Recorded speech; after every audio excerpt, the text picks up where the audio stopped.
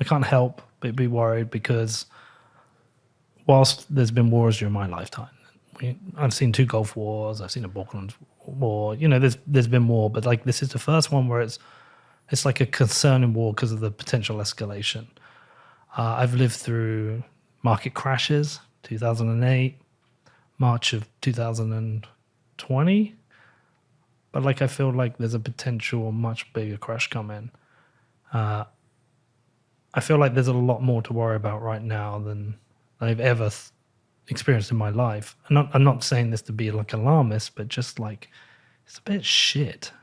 Yeah, I mean, frankly, from an American perspective, what's happening now is not good, right? To be clear, what happens now is the US hegemony as the unquestioned single global dominant power is ending, right?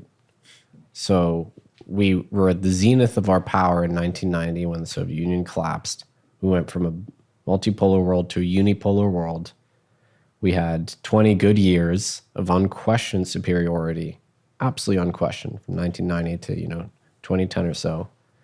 And now we're going back to a world where the U.S. is not the sole dominant power. And so it's, as an American, it's not a good thing, right? But we also have to be realistic about what's happening and keep our eyes wide open. China is going to be dramatically empowered by this crisis. There is no question about that. Russia will probably be empowered. We will see what happens. But they appear to be in a relatively strong position, believe it or not. But no question that China will be empowered by this. And no question that the dollar system, which we believed gave us the unilateral right to cut off any entity from that network, sanction them, use the dollar dominance as a weapon of war. We're reaching, we've sort of like fired off all the rounds in a revolver. We're running out of bullets there because every time we fire one, everybody else reacts and they equip themselves better to deal with the next one. And this was by far the most significant round in the chamber. And now that this has occurred, the world's going to consider a move towards a multi-currency system. So it's probably not necessarily a good thing from a broad American perspective, but at the same time, the dollar system wasn't that good for regular Americans, right? It's something that Lynn Alden talks about all the time, that Luke Gromen talks about. The fact that we had these structural trade deficits and that the dollar was this, enormously dominant tool for international trade, that meant we had to produce a huge quantity of dollars.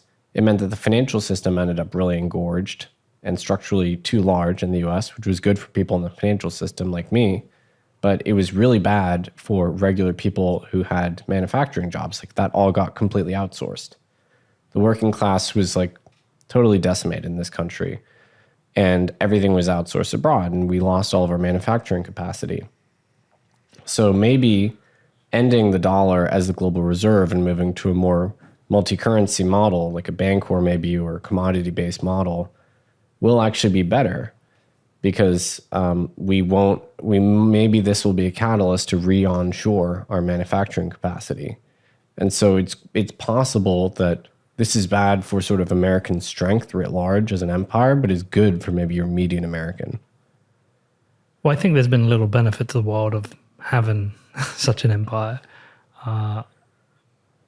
Some people argue that the world needs a world police and like it's not a popular job and the US has had to do this, but it also appears like it's geopolitical mistake after mistake.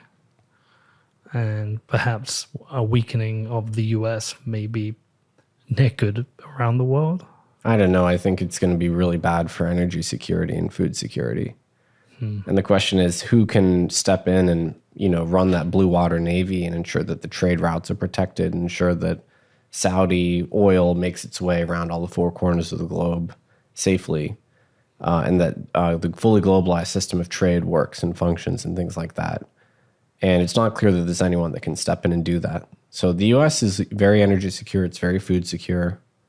It's obviously militarily secure within its own borders. The U.S. will be fine if it structurally withdraws from the rest of the world, as it has done. It's always a cycle, looking inward, looking outward. Now we're on the cycle returning, looking inward. The question is, how does the rest of the world do?